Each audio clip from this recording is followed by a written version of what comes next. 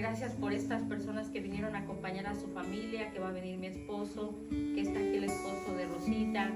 Te doy gracias por cada uno de ellos, Señor. Te pido que pongas humildad en nuestro corazón y nos permitas solamente estar preparados y dispuestos a recibir tu mensaje que nos tienes a través de Memo.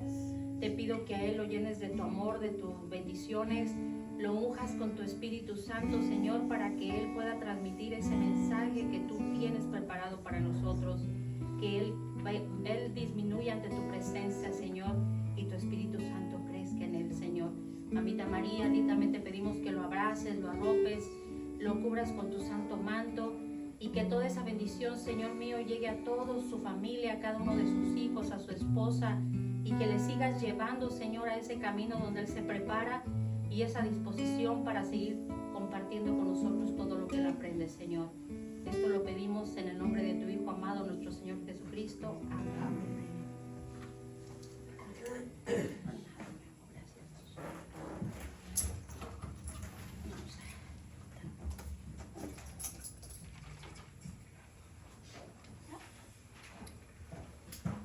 Muchas gracias. Buenas noches. Buenas noches. Pues feliz Día de las Madres para todas las mamás. Gracias. Hoy queremos dedicar esta tarde en el grupo de oración a las mamás. Y queremos hacerlo pues meditando un poco sobre el modelo que Dios nos propone de maternidad, que es por supuesto la Virgen María. Queremos encontrar a María en las Escrituras y ver en ella un modelo, no nada más de maternidad, sino un modelo también de discipulado. Porque María es un modelo no nada más para las mujeres, sino también para los hombres, porque María es pues la primera de los discípulos de Jesús. Entonces, en esta tarde pues vamos a proponer una serie de reflexiones sobre los pasajes de la Biblia en los que encontramos a María. ¿Les parece bien? ¿Sí? No veo muchas Biblias, así es que si quieren yo leo los pasajes. A María la encontramos primero en los relatos de la infancia de Jesús, que como ustedes saben tenemos dos, uno en el Evangelio de Mateo y otro en el Evangelio de Lucas. Y aunque concuerdan en sus puntos más importantes, como que José y María estaban comprometidos y antes de que vivieran juntos María resultó embarazada por obra del Espíritu Santo, tuvo a su hijo y le puso el nombre de Jesús. Jesús nació en Belén y después acabó siendo criado en Nazaret. En esos puntos los dos relatos concuerdan, pero en todo lo demás son muy diferentes. Entonces vamos a enfocarnos más bien en el Evangelio de Lucas para no introducir confusiones y que no se nos vaya a ir el tiempo en explicar estas diferencias. Entonces vamos a encontrar a María en el Evangelio de Lucas, muy al principio, en el capítulo 1, versos del 26 al 38. Es la primera vez que encontramos a María en este pasaje. Al 6º mes, el ángel Gabriel fue enviado por Dios a una ciudad de Galilea llamada Nazaret, a una joven virgen que estaba comprometida en matrimonio con un hombre llamado José, de la familia de David. La virgen se llamaba María. Llegó el ángel hasta ella y le dijo: «Alégrate, llena de gracia, el Señor está contigo». María quedó muy conmovida al oír estas palabras y se preguntaba qué significa tal saludo. Pero el ángel le dijo: «No temas, María, porque has encontrado el favor de Dios. Concebirás en tu seno y darás a luz un hijo, al que pondrás el nombre de Jesús.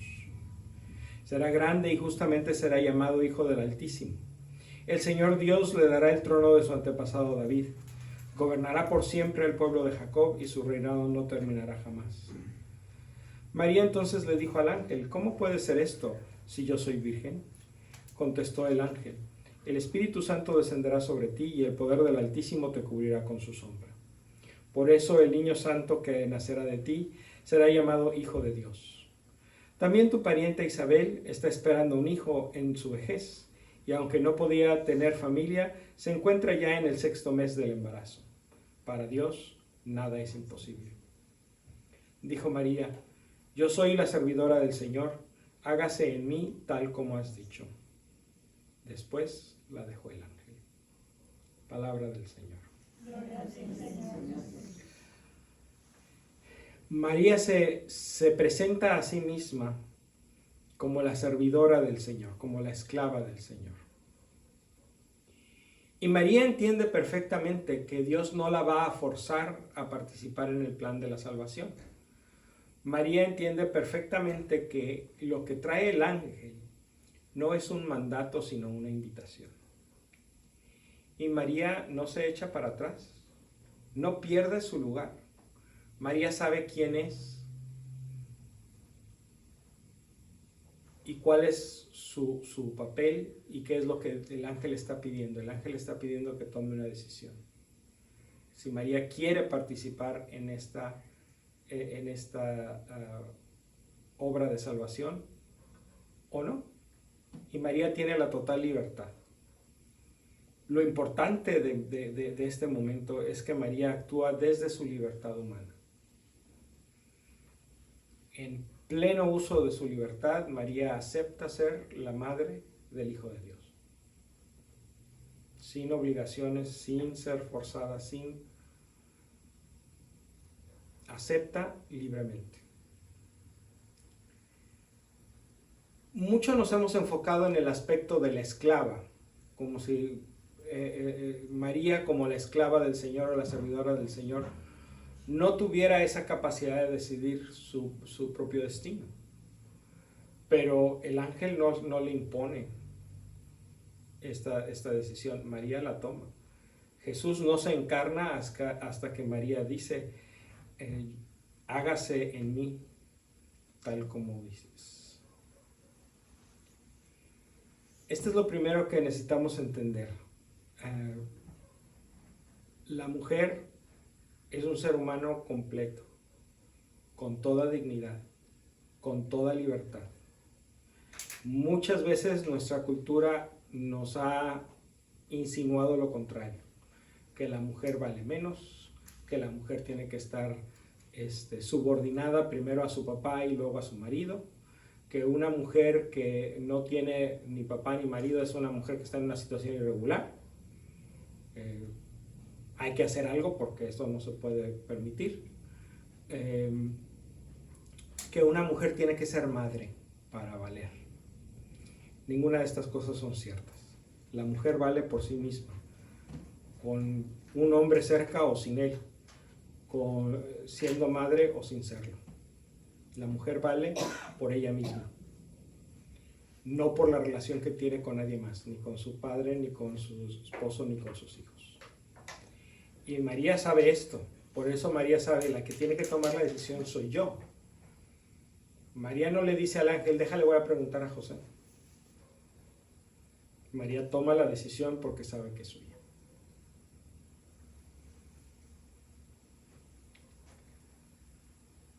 Enseguida, inmediatamente después de que pasa esto, en los versos del 39 al 45, vemos a María que en lugar de recostarse y decir: atiéndanme porque ahora soy la madre del Hijo de Dios, María dice: mi prima que está viejita está embarazada, necesita ayuda. Oye María, pero tú también estás embarazada. No le hace, yo apenas empiezo, ella ya lleva 6 meses. Ella va a tener más broncas que yo, así es que voy a ayudarla. Por entonces María tomó su decisión y se fue sin más demora a una ciudad ubicada en los cerros de Judá. Entró en la casa de Zacarías y saludó a Isabel. Al oír Isabel su saludo, el niño dio saltos en su vientre. Isabel se llenó del Espíritu Santo y exclamó en alta voz: bendita tú entre las mujeres y bendito el fruto de tu vientre. ¿Cómo he merecido yo que venga a mí la madre de mi Señor? Apenas llegó tu saludo a mis oídos, el niño saltó de alegría en mis entrañas. Dichosa tú por haber creído que se cumplirían las promesas del Señor. Palabra del Señor. María no se queda quieta. No se va y se encierra en su casa. No se pone a hacer de cenar, no se pone a hacer qué hacer. María toma sus cosas y va a ayudar a su primo. María está donde la necesita. María está donde el Señor le indica que hay una necesidad. Y María sabe responder. Y María confía que aunque ella también está embarazada, que aunque ella también tiene que tener cuidados, ella de todas maneras confía en que Dios le va a indicar hasta dónde sí y hasta dónde no. Y María pone su confianza en Dios. Por eso Isabel la elogia diciendo, dichosa tú por haber creído que se cumplirían las promesas del Señor. Dichosa tú por confiar en Dios, porque gracias a eso todos vamos a ser salvados. María pues no se queda con las buenas noticias, las comparte. María desde el primer encuentro con Jesucristo se convierte en una misionera. Porque todo discípulo de Jesucristo es un misionero. Todo discípulo de Jesucristo ha recibido una buena noticia, que Dios nos ha salvado en Cristo Jesús. Y todos recibimos la invitación de compartir esa buena noticia con los demás. No necesariamente tratando de convencer de que vengan a la iglesia, o de que vayan a misa, o de que se confiesen. Va a haber un momento para eso. Pero la primera manera en que somos discípulos de Jesús y misioneros es presentando al mundo un rostro agradable de Jesús.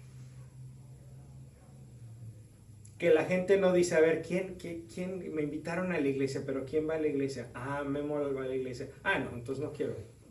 ¿Va a ser como él? No. Nuestro primer trabajo es ser una buena tarjeta de presentación de Jesucristo. Es decir, lo que Jesús puede hacer con tu vida es lo que ha hecho con la vida de esta persona. Mira el resultado, mira los frutos.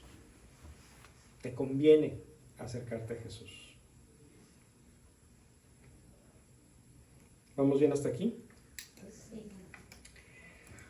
Ahora, María, cuando recibe este elogio, María, llena del Espíritu Santo, irrumpe en alabanza.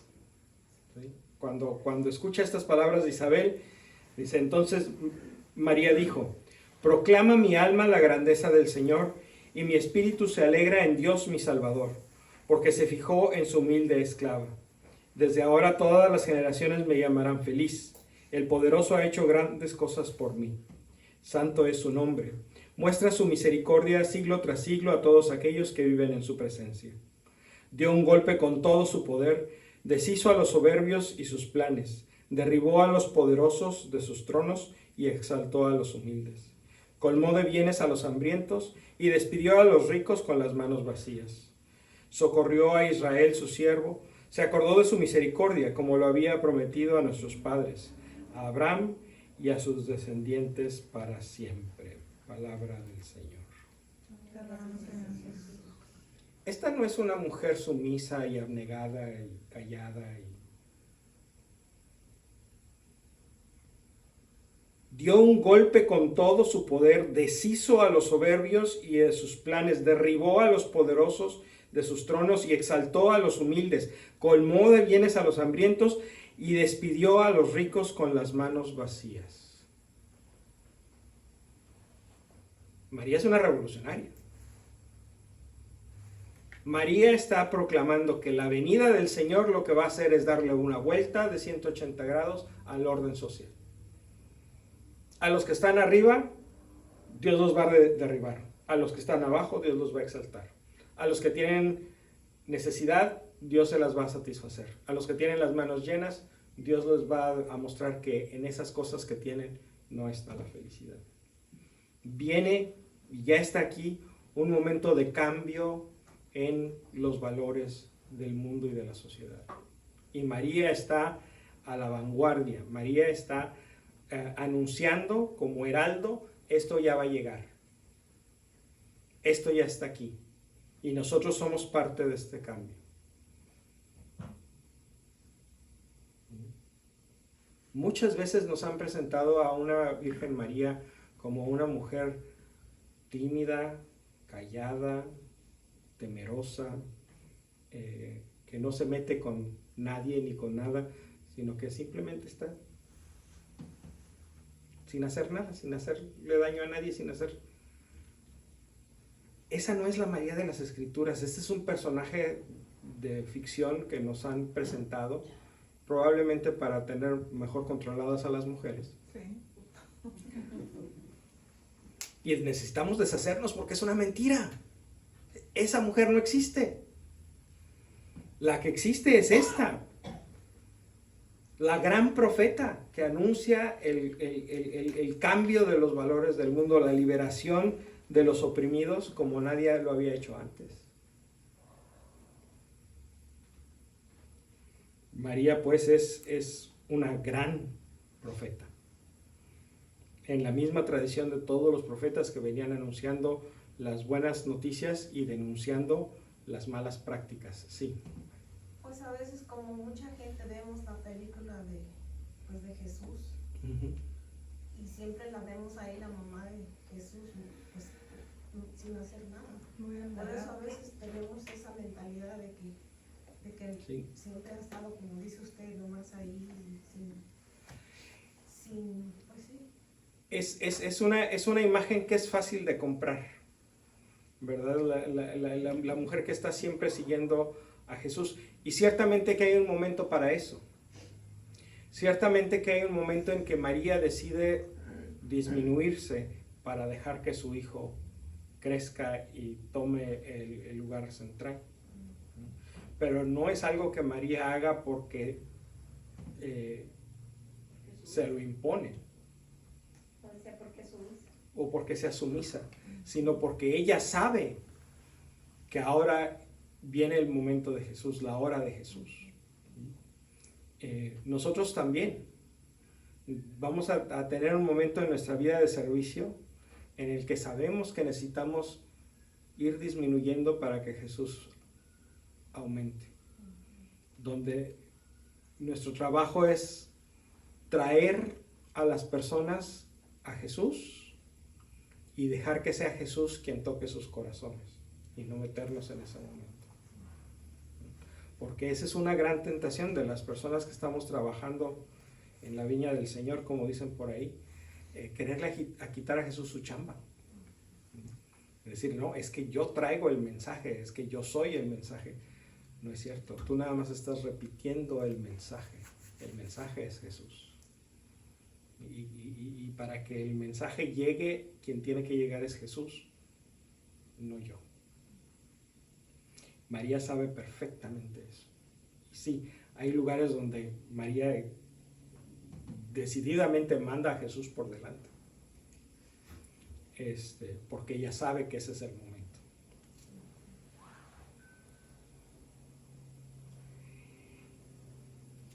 Y pues seguimos viendo a María en el relato del nacimiento de Jesús. Por aquellos días salió un decreto del emperador Augusto por el que debía proceder un censo en todo el imperio. Este fue el primer censo, siendo Quirino gobernador de Siria. Todos pues empezaron a moverse para ser registrados, cada uno en su ciudad natal. José también, que estaba en Galilea, en la ciudad de Nazaret, subió a Judea, a la ciudad de David llamada Belén, porque era descendiente de David. Allí se inscribió con María, su esposa, que estaba embarazada. Mientras estaban en Belén, llegó para María el momento del parto, y dio a luz a su hijo primogénito. Lo envolvió en pañales y lo acostó en un pesebre, pues no había lugar para ellos en la sala principal de la casa. Palabra del Señor. No todas las decisiones que toma la Biblia de Jerusalén en las traducciones que hace me gustan, pero esta me encanta. No había lugar para ellos, ¿en dónde? En la sala principal de la casa. Ningún hotel, ninguna posada, Eso no es lo que significa la palabra capilima. La sala de... la traducción más literal es en la sala de huéspedes o el cuarto de huéspedes de la casa.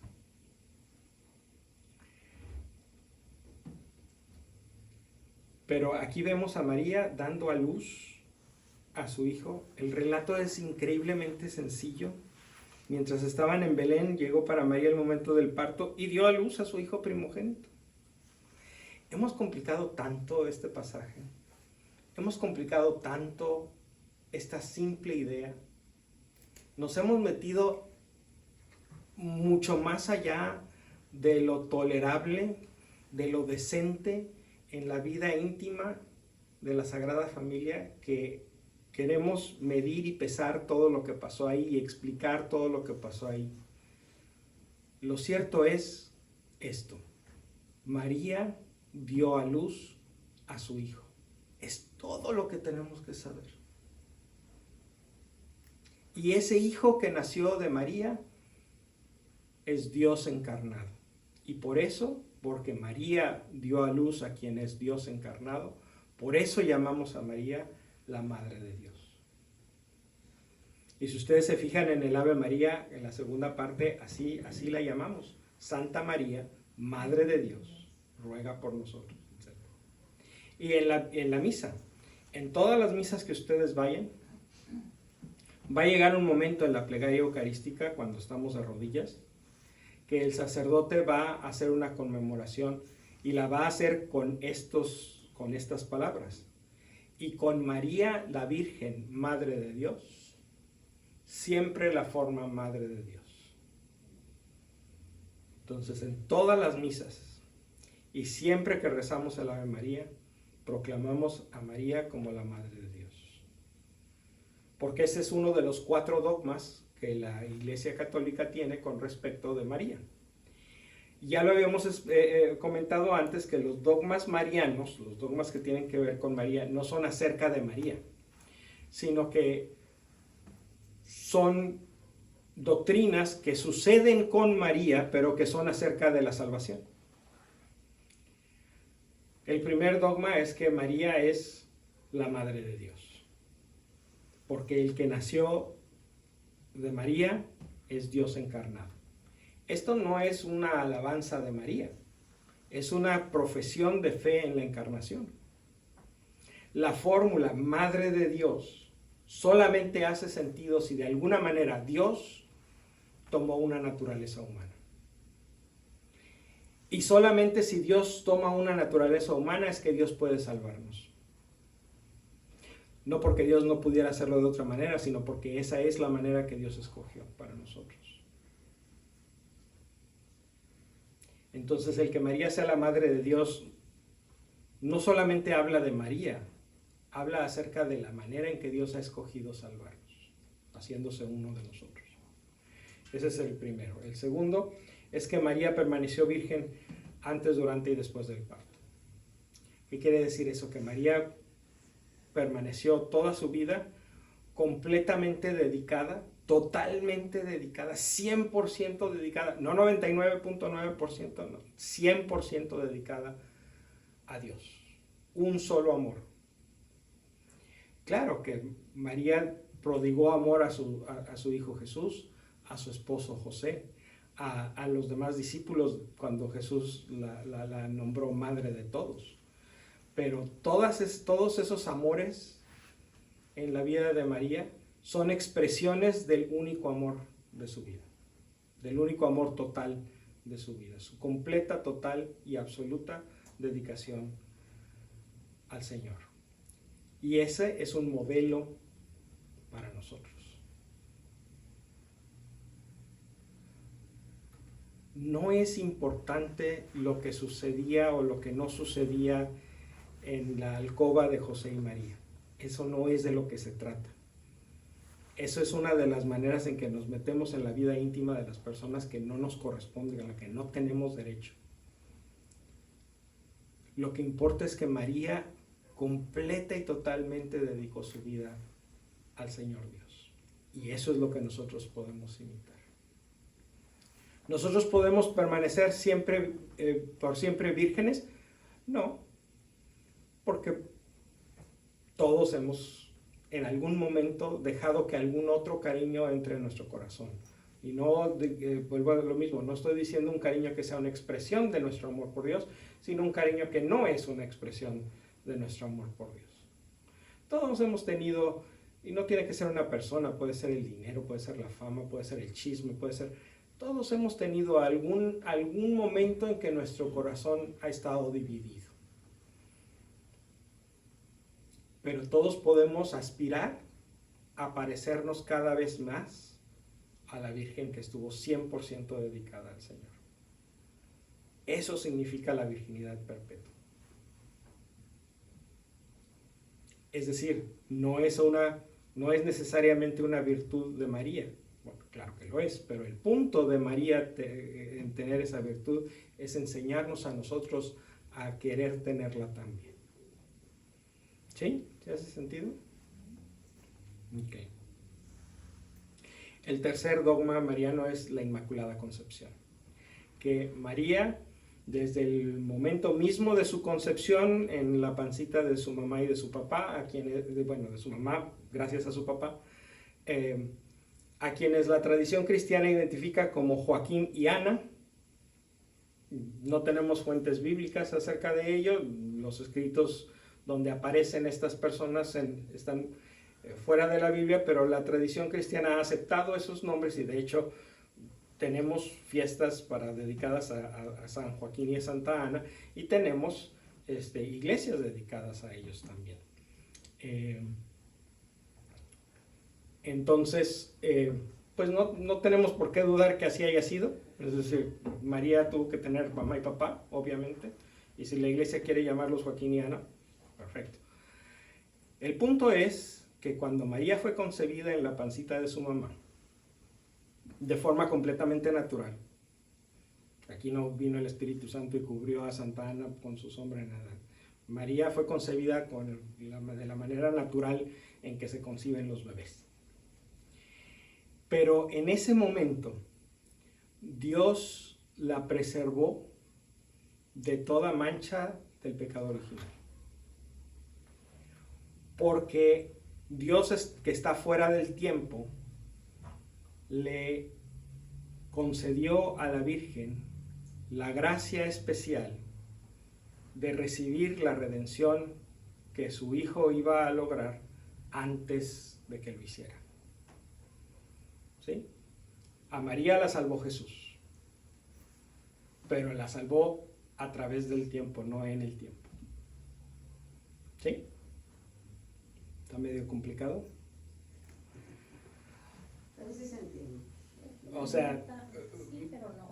María es concebida sin pecado no por su mérito propio, ni porque Dios hizo con ella algo completamente diferente. Dios hizo con ella algo muy especial, porque a todos los demás seres humanos Dios les ha dado la gracia de la redención en Jesucristo después de que sucedió. Pero a ella le concedió la salvación en Jesucristo antes de que sucediera, desde el momento en que fue concebida. Pero esa gracia que recibió ella no es sustancialmente diferente de la gracia que recibimos nosotros el día de nuestro bautismo. Bueno, hermano, a nosotros el día de nuestro bautismo se nos borra el pecado original, que es el que decimos que venimos del pecado de nuestros primeros padres. Pero a la Virgen, ella nunca lo tuvo. Ella fue limpia de ese pecado desde que fue concebida. Desde el momento mismo de su concepción, de manera de que desde el momento cero, desde que empezó a correr el reloj de la vida de la Virgen ya no tenía la mancha del pecado original. Fíjense que la iglesia es bien insistente en decir mancha y no culpa, porque nadie aquí tenemos la culpa de lo que hicieron Adán y Eva. No tenemos la culpa, y Dios no nos puede echar la culpa de lo que hizo alguien más hace muchos años.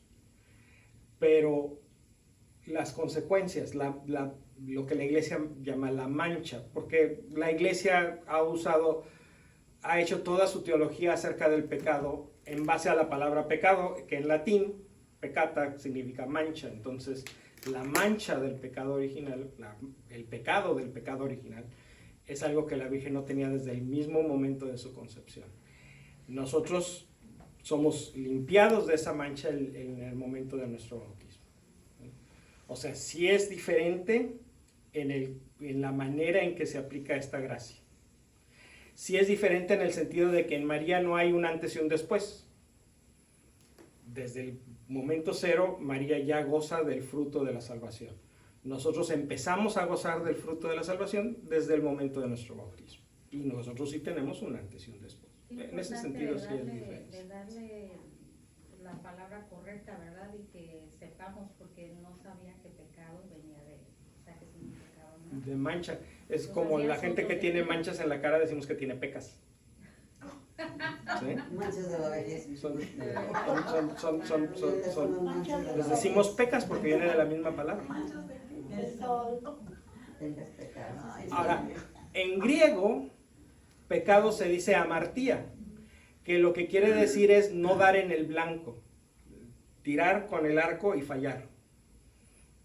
Entonces, no es algo que uno, en la teología griega, el pecado no es algo que uno tenga encima como una mancha que hay que limpiar. El pecado es más bien como un problema de visión, es como un defecto que hay que sanar, es como una carencia que hay que proveer, a la que hay que proveer. Es decir, el bautismo en la teología griega no quita una mancha, sino que te da buena puntería para que decidas bien y cumplas con la voluntad de Dios de una forma mejor. Entonces, y toda la teología griega, que también es católica, habla del pecado en esos términos. El chiste es saberlos empatar. La visión latina y la visión griega, porque no es una u otra, es ambas. Y finalmente el cuarto dogma mariano, ¿quién se acuerda? ¿De que fue al cielo? La asunción, que se fue al cielo en cuerpo y alma. Es decir, que al final de su vida terrena, pues Jesús decidió venir por ella y llevársela con él. Vuelvo a lo mismo. En ese sentido, la Virgen María solamente recibió como primicia, antes que el resto de la humanidad, lo que nosotros vamos a recibir en la resurrección de la carne. Nosotros también vamos a ser resucitados en cuerpo y alma y vamos a ser llevados a vivir con el Señor para siempre. Igual que María ya lo hizo. O es un regalo que María ya recibió. Entonces, el dogma de la Asunción, igual que la Inmaculada Concepción, igual que la virginidad perpetua, igual que la maternidad divina de María, la Asunción también es algo que nos habla acerca de nuestra salvación, que Dios puso como ejemplo radiante, fabuloso, insuperable en María, pero no para excluirnos, sino para invitarnos, para demostrarnos así de mucho puede cambiar tu vida. No más es que te dejes. No más es que digas sí, como María. ¿Vamos bien? Sí. Muy bien. Vamos al siguiente pasaje, que también estamos en Lucas 2, del 21 al 24. Esto es después del nacimiento de Jesús. Cumplidos los 8 días, circuncidaron al niño y le pusieron el nombre de Jesús, nombre que había indicado el ángel antes que su madre quedara embarazada.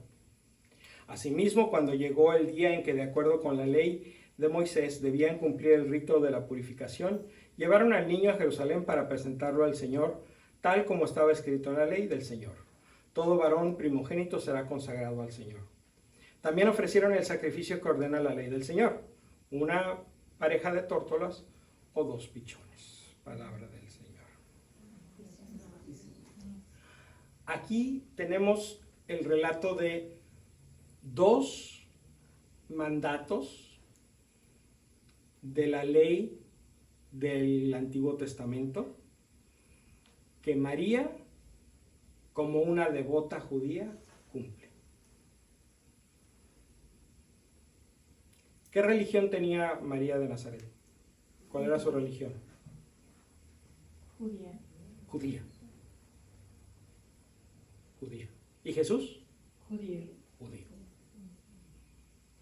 Jesús era un judío devoto que cumplía las prescripciones de la religión judía. Y su mamá, pues también. Y su papá también.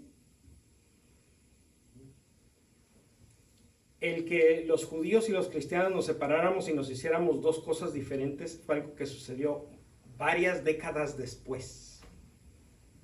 Por lo menos 50 años después. Y realmente eso fue el principio. La división completa sucedió a lo largo del tiempo. Esa división de que los cristianos ya no somos judíos, eso es algo que a María no le tocó ver en vida.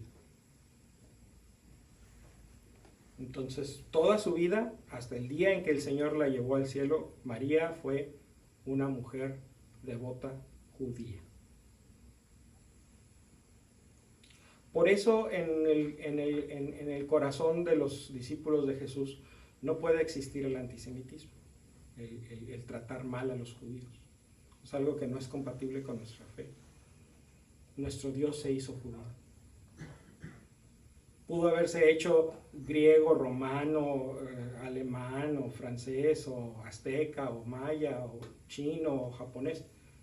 Pudo haber hecho eso, pudo haberse hecho a sí mismo cualquiera de esas, pero escogió ser judío. Es un hecho de la vida. Entonces, maltratar a los judíos es algo que no va con nosotros.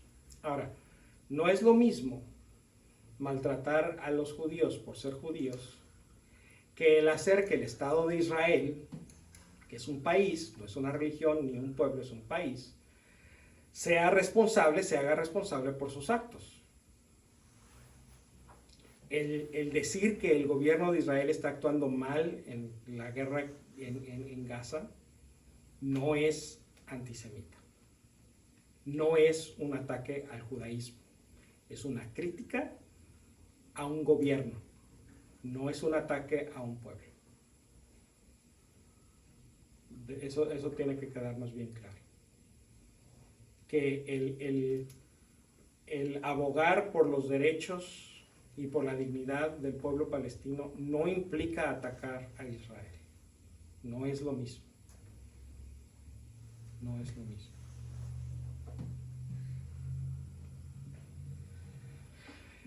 Aquí vemos a María cumpliendo dos preceptos de la religión judía: circuncidar a los niños a los 8 días de nacidos, y a los 40, cumpliendo la cuarentena, una costumbre que todavía en nuestros pueblos se conserva, presentarlo al Señor y rescatarlo ofreciendo un sacrificio. Para las familias ricas el sacrificio era pues un becerro o un cordero, y para las familias pobres como José y María pues 2 pájaros, ¿verdad? 2 tórtolas o 2 pichones, algo más económico.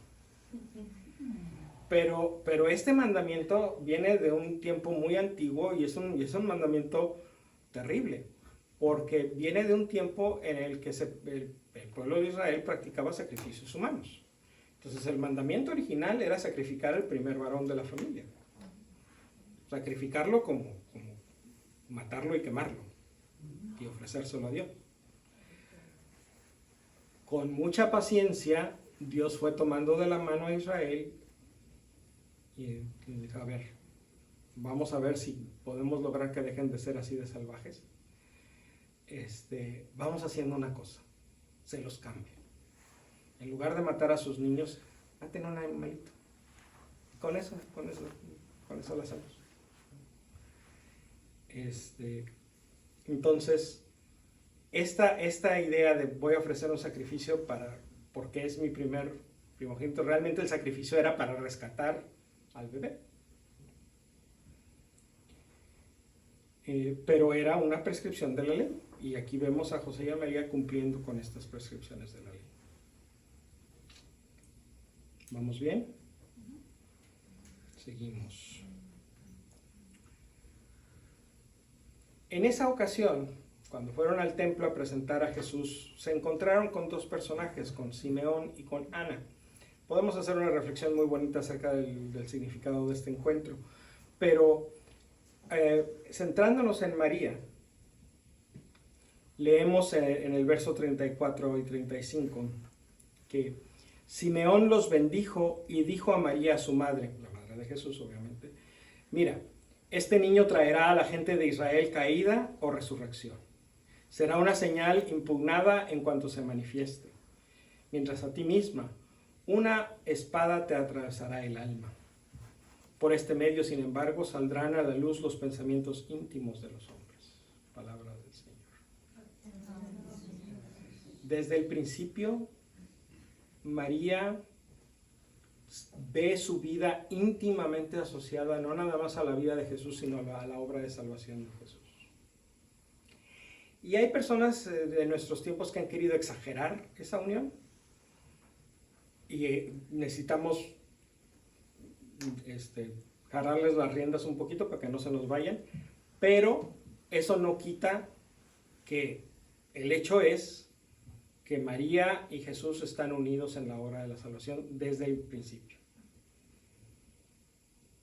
Y Simeón dice, sí, a él lo van a matar en la cruz, pero a ti, tú vas a sentir que una espada te atraviesa el alma. Y el que estés dispuesta a hacer eso, por el plan de Dios, es importante. A Dios no le gusta el dolor. Dios no disfruta cuando sufrimos. Pero el que estemos dispuestos a sufrir por el bien de los demás, eso sí le gusta. Entonces, lo que a Dios le agrada no es que la espada haya atravesado el corazón de María. Lo que a Dios le agrada es que María estuviera dispuesta a dejar que la espada atravesara su corazón, con tal de que se cumpliera el plan de Dios, porque es un plan de salvación para todos. Eso sí es lo que le gusta a Dios. ¿Sí? ¿Sí se nota la diferencia? A Dios no le gustan las cosas malas. A Dios no le gusta el dolor ni el sufrimiento. Esa expresión que hemos oído de es que ofrécele tus dolores al Señor, no significa que a Dios le agraden tus dolores. Lo que a Dios le agrada es que estés dispuesto a sufrir y a batallar por el bien de los demás. O por lo menos por no incomodar a los demás, porque una persona que está ofreciendo sus sufrimientos, pues no puedes hacer eso y después irte a darle lata a tu familia de que, ay, me duele la uña, ay, me duele, ay, me duele. Ahora hazme un huevo, no, ahora hazme dos, ahora vengan a mí para que me vean porque estoy aquí enfermo y todo, vengan y atiéndanme y véanme y apapáchenme. Alguien que le ofrece sus dolores al Señor es alguien que está dispuesto a no causar con su dolor un dolor más grande a los demás. ¿Sí hacen sentido eso? ¿De qué significa ofrecer mis dolores al Señor? Significa que se los ofreces a Dios y no a los demás.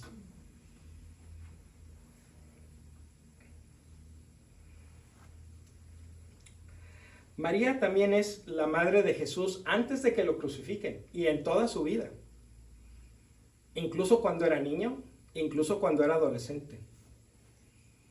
Los que son mamás o papás de adolescentes, ¿alguna vez han tenido la tentación de que se les olvide que son sus hijos cuando son adolescentes? Ya. María no se escapa de eso. Resulta que Jesús, cuando cumplió 12 años, fue a Jerusalén porque iba a tener su bar mitzvah. Y la costumbre era que los niños, cuando las familias viajaban, los niños viajaban con las mamás. Y los hombres viajaban por separado, en la misma caravana, pero en la parte de adelante iban los hombres y en la parte de atrás iban las mujeres y los niños. Juntos pero no revueltos, exactamente. Entonces, pues Jesús, de Nazaret a Jerusalén, ¿con quién viajó? Con su mamá, porque todavía no cumplía los 12 años, todavía era un niño. Y después de su celebración en Jerusalén, ¿con quién se regresó? Con su papá. Bueno, eso es lo que pensó María. Y a José, lo más probable es que se le haya pasado. Pensó que iba con la mamá porque toda la vida había viajado con la mamá, ¿verdad? Pero resulta que Jesús se había quedado en el templo. Y después de varios días, cuando en los lugares de descanso las familias se reunían para comer juntos, para platicar cómo estaban en el viaje, lo que sea, José y María se encontraron y María le pregunta a José, ¿y cómo está Jesús? ¿Dónde anda? ¿Que no anda contigo? José, fuimos a Jerusalén para celebrar que Jesús ya no es un niño, ahora es un hombre. Jesús debía haber viajado contigo. Me estás cuenteando, ¿verdad? No. ¿Dónde está? Pues córrele de regreso a buscarlo. Y lo encontraron en Jerusalén. Estaba feliz de la vida el muchacho, platicando con la gente en el templo de Jerusalén.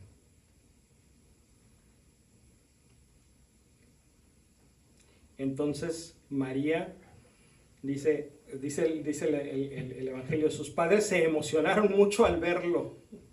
No todas las emociones son felices y positivas.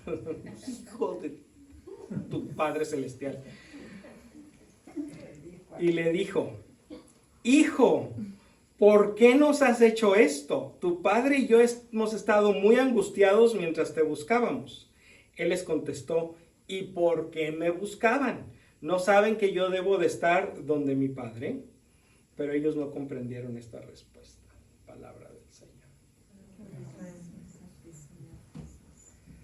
María permaneció virgen toda su vida, pero seguramente que tuvo una que otra cana. Porque este muchacho seguro se la sacó. Seguro se la sacó porque va 12 años y quedarse. Es que mi padre, ¿no? Aquí me voy a quedar. ¿Jesús tenía o no tenía razón? ¿Sí? ¿Quién dice que sí? Sí. ¿Por qué? Porque él siempre sabía que era Dios, que él había venido con una misión. Pero la ley de Dios también dice honrarás a tu padre y a tu madre. Sí. No puede cumplir con la voluntad del Padre rompiendo la voluntad del Padre. Ahora, Jesús no actuó de mala fe. Jesús actuó convencido de que eso era lo que tenía que hacer. Pero no tenía la razón. Jesús no actuó con maldad. Y eso lo sabemos porque Jesús nunca cometió un pecado.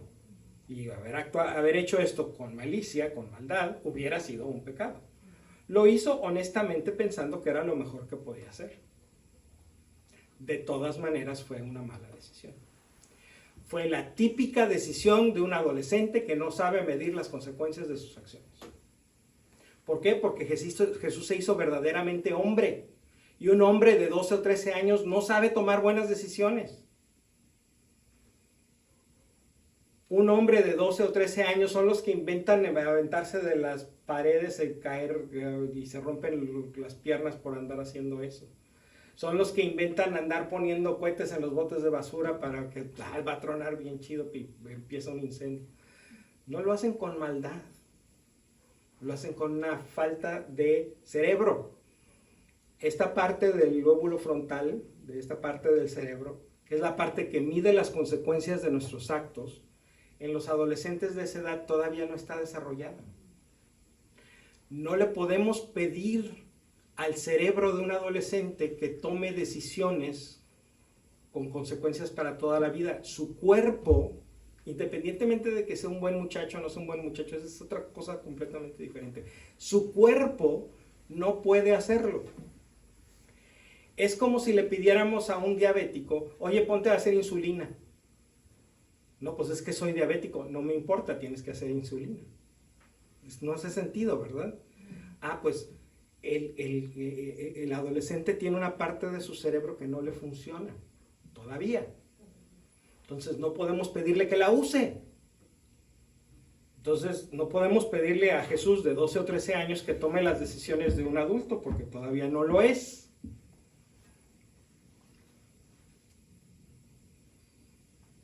Pero eso no significa que María haya disfrutado de la ocasión, ¿verdad? Del incidente.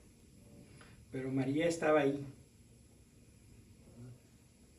para corregir a su hijo y recibirlo de nuevo. Y dice, entonces Jesús regresó con ellos, llegando a Nazaret. Posteriormente siguió obedeciéndoles. Jesús se dio cuenta. Jesús aprendió la lección. Y dice, su madre por su parte guardaba todas estas cosas en su corazón. Esto lo dice aquí en el verso 51 y también lo dice en el capítulo primero, sigue siendo el capítulo segundo, en el verso 19. Dice, María por su parte guardaba todos estos acontecimientos y los volvía a meditar en su interior. Ese es el 19. Y el 51 dice, su madre por su parte guardaba todas estas cosas en su corazón. Lucas insiste, 2 veces menciona que María escucha, recibe, interioriza y medita. María no es alguien que vive nada más a la y se va. María es una mujer que vive continuamente meditando en su corazón lo que está pasando. María a estas alturas sabe que tiene una vida completamente excepcional, única, que no se parece a la de nadie más. Por eso tiene que recurrir a sus propias a su propia contemplación, a su propia meditación, para encontrar a Dios en todas estas cosas que le están pasando. Y esto es algo que nosotros también podemos hacer. Guardar en nuestro corazón las cosas que nos están pasando para descubrir a Dios en ellas. Vamos a dar un brinco al Evangelio de Marcos, a encontrar un pasaje muy difícil. El pasaje está partido a la mitad y en medio hay una enseñanza de Jesús, que nos vamos a brincar ahorita porque nada más nos va a hacer ruido, pero vamos a escuchar la historia que pasa alrededor de lo que dijo Jesús. O si quieren decirlo así, pasa una parte de la historia y en lo que Jesús habla, se da el tiempo de que suceda la segunda parte de la historia. ¿Sí hace sentido? Ok. Entonces, esto estamos en Marcos 3, 21. Ahí empieza la historia. Bueno, vamos a leer desde el 20. Vuelto a casa, se juntó otra vez tanta gente que ni siquiera podían comer. Al enterarse sus parientes de todo lo anterior, fueron a buscarlo para llevárselo, pues decían, se ha vuelto loco. Palabra del Señor. Sus parientes decían, se ha vuelto loco. ¿Ustedes tienen parientes que piensan que ustedes están locos? Yo sí. ¿Ustedes tienen parientes que ustedes piensan que ellos están locos? Sí, todos. Pero ¿quiénes eran estos parientes de Jesús? Porque pues pueden ser sus primos segundos o cuartos o la hija de la comadre que, ¿no? ¿Quiénes son? A mí demuéstrame que estoy loco. Sí, le digo a sus hermanos.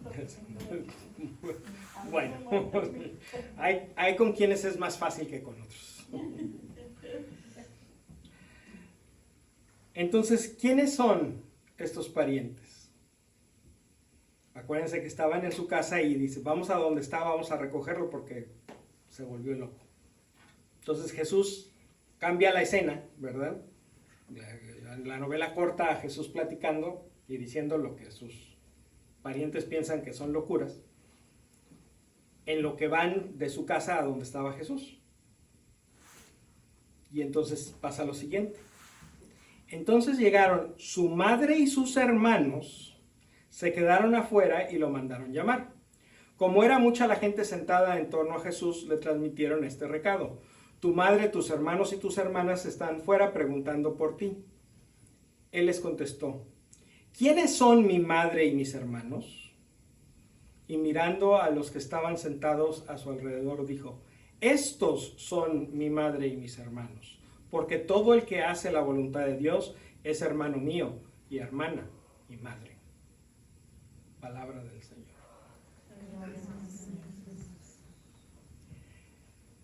Una de las personas que por lo menos estaba de acuerdo con los que llamaron loco a Jesús era su mamá.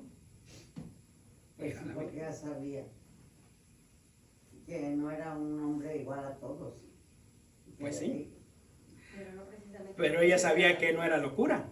O sea, lo que querían hacer sus parientes era irlo a recoger y encerrarlo porque pues, es un peligro para los demás y para sí mismo. Pero sí era entonces María la que llegó a preguntar por Claro, él. su madre y sus hermanos. El Evangelio es claro, la palabra Yo del pienso que Señor es hermanos- clara. Hay unas cosas que dicen que bueno, pues he oído una versión que no eran mis hermanos ni su madre, sino que eran unas personas. Es lo que yo ¿Verdad? también pienso. Que serían, algunos serían parientes, pero otros serían vecinos, serían amigos. Los hermanos y hermanas sí, estoy de acuerdo que el término hermano y hermana en griego en ese tiempo podía aplicarse no nada más a mis hermanos carnales, sino realmente a cualquier pariente, vecino o amigo.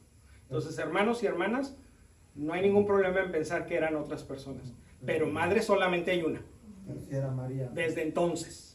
Era María. Desde entonces la palabra madre solamente se aplica a una persona en tu vida. Y entonces, ¿cuál es la razón que decía todos aquí son mis hermanos y mi madre? Porque Jesús entonces lo aplicó en sentido figurado, para decir las relaciones de sangre, importantes como son menos importantes que las relaciones espirituales de quien vive en comunidad unidos como cuerpo místico de Cristo. Ahora, estas relaciones no tienen que estar peleadas unas con otras, pero si desafortunadamente llegaran a estarlo, Jesús nos enseña claramente que nuestro compromiso con Dios y con la comunidad va por encima de nuestras relaciones de sangre. Sí. También por lo que Jesús dice de mis hermanos, Ana, por eso a veces mucho hay crítica de los hermanos separados que dice de que María tuvo más hijos. Ujú. Sí, pero nunca son llamados hijos de María. Mi mamá, por ejemplo, tiene por lo menos otros 2 hermanos que no son hijos de mi abuelito. Y siguen siendo sus hermanos. Bueno, técnicamente en español les decimos a esas relaciones medios hermanos, pero siguen siendo hermanos. En este momento, en este lugar, hace 2000 años en los países de cultura grecorromana, hermano y hermana era un término que podía aplicarse ampliamente, no nada más a los hermanos carnales completos, sino a los medios hermanos, a los primos en muchos grados, e incluso hasta las personas que vivían en tu misma vecindad. Esos también que eran de tu misma generación, porque todos los chiquillos corrían y jugaban juntos durante toda su vida, pues crecían realmente como hermanos, aunque cada quien en la noche se iba a su propio barril, como el chavo, pues todos eran realmente funcionalmente hermanos. Entonces, no hay ninguna razón para pensar que estos eran hijos de María, pero sí hay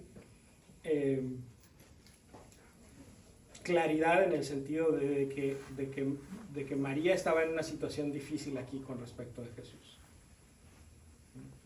Porque María, como madre, también fue partícipe, también fue parte de situaciones familiares difíciles y dolorosas. La maternidad de María también incluyó el que tengo un hijo que me está dando problemas.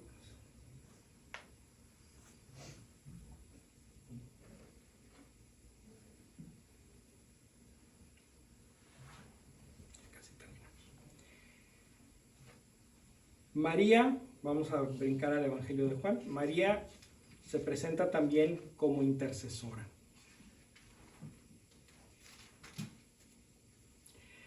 3 días más tarde se celebraba una boda en Caná de Galilea y la madre de Jesús estaba invitada allí.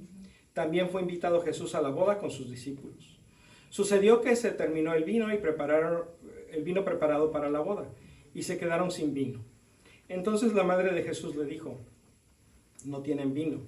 Jesús le respondió: mujer, ¿por qué te metes en mis asuntos? No ha llegado mi hora.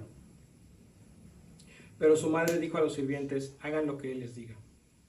Había allí 6 recipientes de piedra de los que usaban los judíos para sus purificaciones, de unos 100 litros de capacidad cada uno. Dijo Jesús: llenen de agua esos recipientes. Y los llenaron hasta el borde. Saquen ahora, les dijo, y llévenle al mayordomo. Y ellos se lo llevaron. Después de probar el agua convertida en vino, el mayordomo llamó al novio, pues no sabía de dónde provenía, a pesar de que lo sabían los sirvientes que habían sacado el agua. Y él dijo: todo el mundo sirve al principio el vino mejor, y cuando ya todos han bebido bastante, les dan el de menos calidad. Pero tú has dejado el mejor vino para el final. Esta señal milagrosa fue la primera, y Jesús la hizo en Caná de Galilea. Así manifestó su gloria, y sus discípulos creyeron en él. Palabra del Señor. ¿Por qué pedimos la intercesión de María? Porque la Biblia nos enseña que funciona.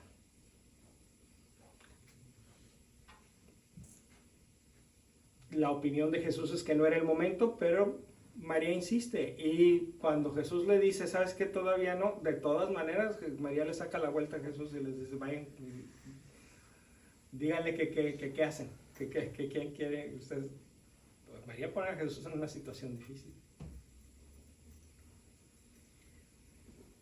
Ustedes saben que el primer rosario de la historia Jesús lo rezó cuando era todavía un niño.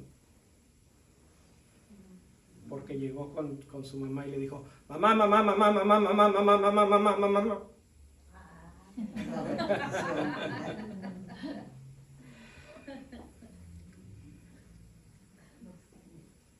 Y Jesús nos invita a nosotros a que hagamos lo mismo, a que vayamos con María y pidamos su intercesión. Funciona.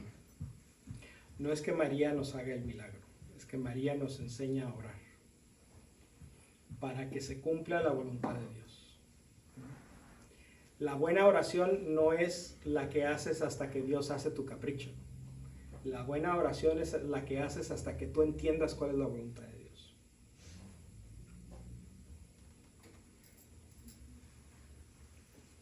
Penúltima, todavía en Juan, capítulo 19, versos 25 al 27. Cerca de la cruz de Jesús estaba su madre, con María, la hermana de su madre, esposa de Cleofás, y María de Magdala. Jesús, al ver a su madre y junto a ella al discípulo que más quería, dijo a la madre: mujer, ahí tienes a tu hijo. Después dijo al discípulo: ahí tienes a tu madre. Y desde aquel momento el discípulo se la llevó a su casa. Palabra del Señor. ¿Por qué los católicos creemos que María es nuestra madre? Porque Jesús lo dijo. Aquí está.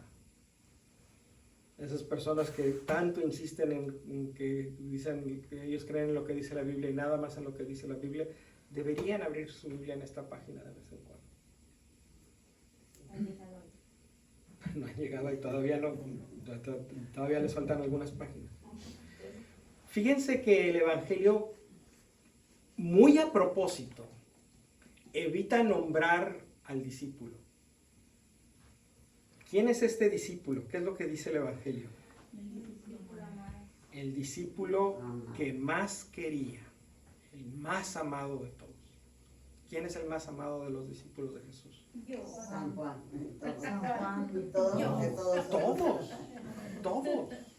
Todos. Por eso el Evangelio deja aquí a esta persona anónima. Ahora, la tradición explica que este es San Juan, porque San Juan es el único discípulo que no es nombrado en este Evangelio, y por lo tanto el discípulo sin nombre, pues por default es Juan. Pero hay otra historia, o hay otra teoría muy interesante. El discípulo amado no aparece sino hasta después de la resurrección de Lázaro. No hay discípulo amado antes de Lázaro. ¿Y cómo le anuncian a Jesús que Lázaro estaba enfermo? Vamos a ver, Juan 11.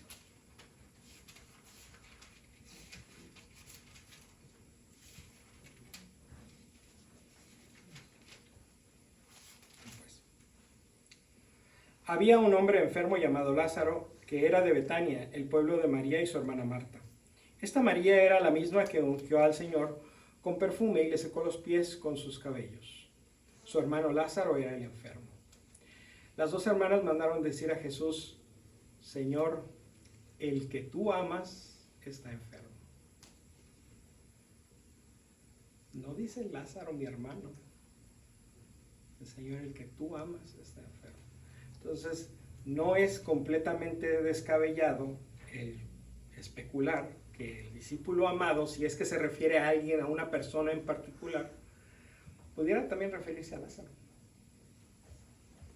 Porque él es la persona que el Evangelio había identificado antes como aquel que tú amas. Yo creo que haber tenido alguna amistad muy predilecta con él, por eso veían que lo amaba más tarde. Con los tres, con Lázaro, con María y con Marta. Tienen una amistad íntima y una relación de completa confianza. Marta trata a Jesús como si fuera su cuate.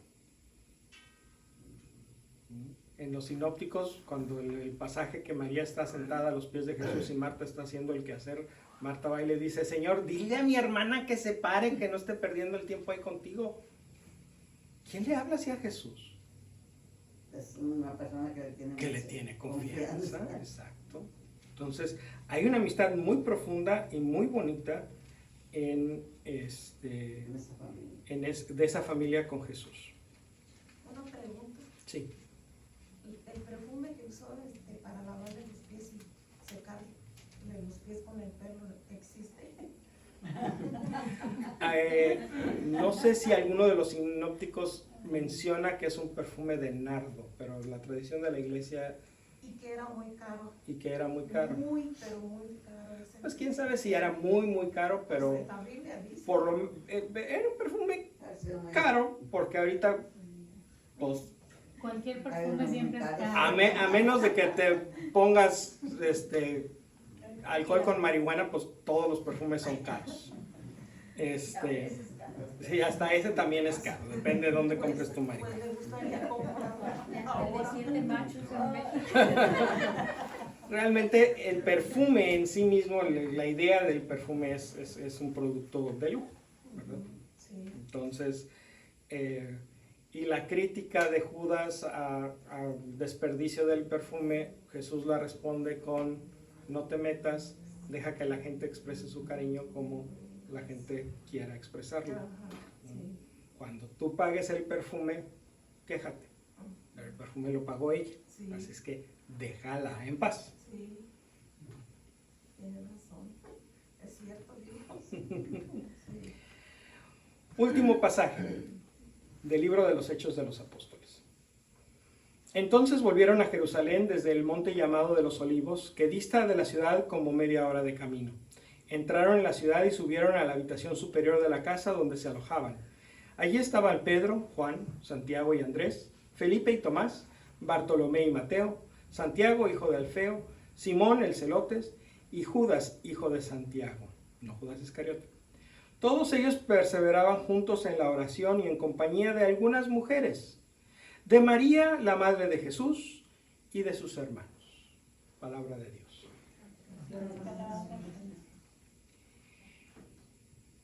Justo después de esto viene el Espíritu Santo. Esto ocurre entre la Ascensión y Pentecostés. Entonces María está allí en el momento en que nace la iglesia. Porque María también es, por voluntad de Dios, no nada más madre de cada uno de los creyentes, también es madre de la iglesia. Lo cual hace mucho sentido, porque si la iglesia es el cuerpo místico de Cristo y María es la madre del cuerpo físico de Jesucristo, pues también hace sentido que María sea la madre del cuerpo místico de Jesucristo. Por eso su presencia ahí era importante. para que ella estuviera presente en el momento en que nace la iglesia. Dice la teología cristiana, la iglesia nace del costado abierto del Señor cuando brota sangre y agua, porque él representa los sacramentos. Bueno, pues en ese momento ahí estaba María. La iglesia nace cuando recibe el Espíritu Santo. Cuando eso sucede, ahí estaba María. Entonces María no nada más es madre de cada uno, también es madre de toda la familia junta. De la iglesia. De la iglesia. Esa es la familia.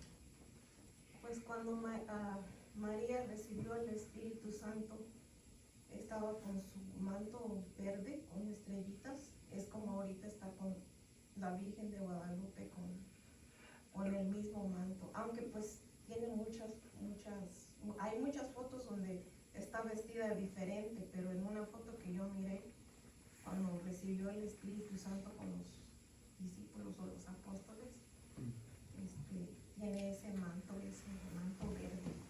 Desafortunadamente en ese entonces no había fotografías, entonces no tenemos ninguna fotografía de María. Bueno, Todas son pinturas, todas son producto de una imaginación artística. Pinturas, eso quise decir. Entonces realmente no podemos saber cuál era el guardarropa de María, y mucho menos lo que estaba vistiendo el día de Pentecostés. Lo que sí sabemos es que esa misma María, el punto, creo, lo importante de lo que usted está diciendo, María, es que esa misma María que estaba ahí ese día de Pentecostés, es la misma María que nos sigue acompañando, salud, 2000 años después en este caminar. Sí, claro, Es la misma madre de todos. Sí, es la misma madre. Exacto. Muy bien. Pues felicidades a todas las mamás que como María hacen nacer en sus hijos la gracia y la salvación de Jesús. Muchas gracias a todas por su sacrificio. Nos queremos acordar especialmente de las mamás que ya no nos acompañan en esta vida, que ya viven para siempre con el Señor. Y hasta allá nuestro agradecimiento, nuestro cariño en este día y todos los días. Y también nuestro reconocimiento a todas las mujeres que sin ser madres han sabido dar la vida por los demás. Han sabido vivir el cariño que da vida, Y ellas nos demuestran que aunque la maternidad es una gran bendición, no es la única manera de ser mujer. A todas las mujeres que aman y que con su amor dan la vida, gracias el día de hoy. Gracias. Incluyendo a todas las mamás. También queremos recordar a las mamás que han perdido a alguno de sus hijos, ya sea en el embarazo, o en el nacimiento o después. Nuestro corazón las acompaña y nuestras oraciones las elevamos también por el eterno descanso de esos hijos suyos.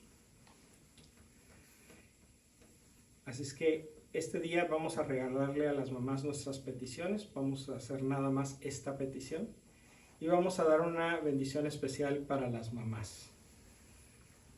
¿Qué les parece si invitamos a las que son mamás que se pongan de pie?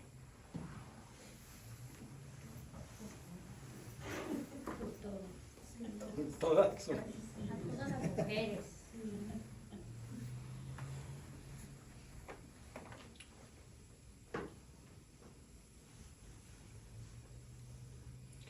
Bueno, y los demás extendemos nuestras manos hacia ellas.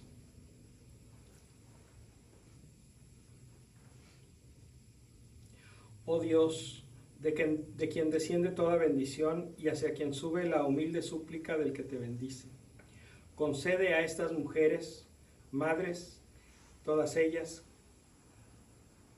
la ayuda de tu bendición, para que siempre se muestre agradecida contigo y tanto ella como sus hijos se alegren siempre de tu protección. Por Jesucristo nuestro Señor. Amén. El Señor Dios Todopoderoso, que les ha concedido el gozo de la maternidad, se digne bendecirlas, para que del mismo modo que le agradecen el don de sus hijos, puedan disfrutar con ellos de la felicidad eterna por Jesucristo nuestro Señor. Amén. Que el Señor esté con ustedes. Y con su espíritu. Que la bendición de Dios Todopoderoso, Padre, Hijo y Espíritu Santo descienda sobre todos ustedes y permanezca para siempre. Amén. Amén. Pues tenemos, bueno, Vamos a cantar aquí la mañanita para todas las mamás. mañanitas y cafecito y una entrevista. También para mamás y a las cumpleañeras también. Así que, hermanos, dice.